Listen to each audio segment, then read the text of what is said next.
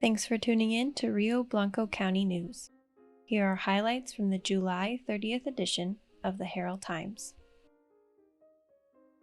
HT intern Sophia Gettert takes a look at how the coronavirus pandemic has affected area ranchers, from packing plant bottlenecks to non-existent markets.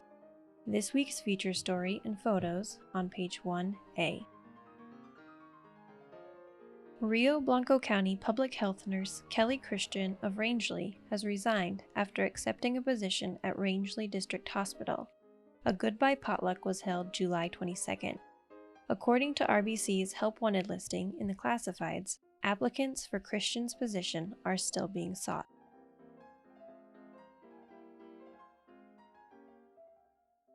Oil and gas fallout is going to hit Rio Blanco County where it hurts this season. Preliminary numbers indicate an 11.5% drop in revenue due to impacts on assessed valuations. This translates to about $900,000, or 5% of operating expenses, according to Finance Director Janae Stanworth. The reduction in property tax revenue will also extend to every special district with a mill levy. Additionally, the county expects to lose about $1 million in severance tax and min release dollars this year, and even more in 2021. According to RBC assessor Renee Nielsen, about 80% of the county's total assessed value is tied to oil and gas.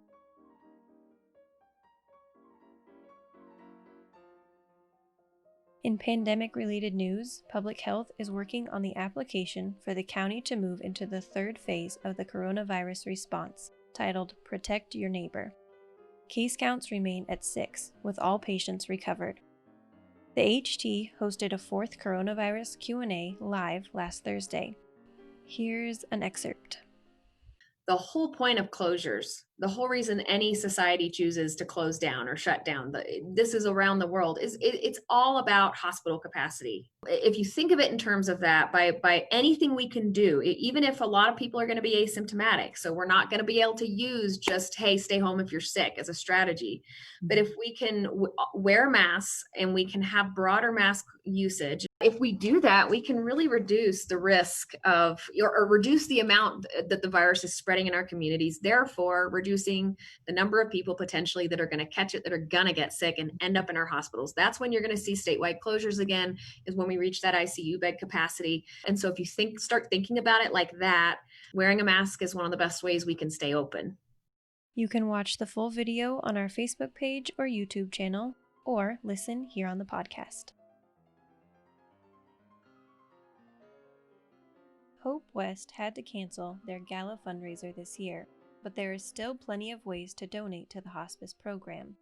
Perhaps the tastiest way is to swing by Hope West's Farmers Market booth Friday, July 31st,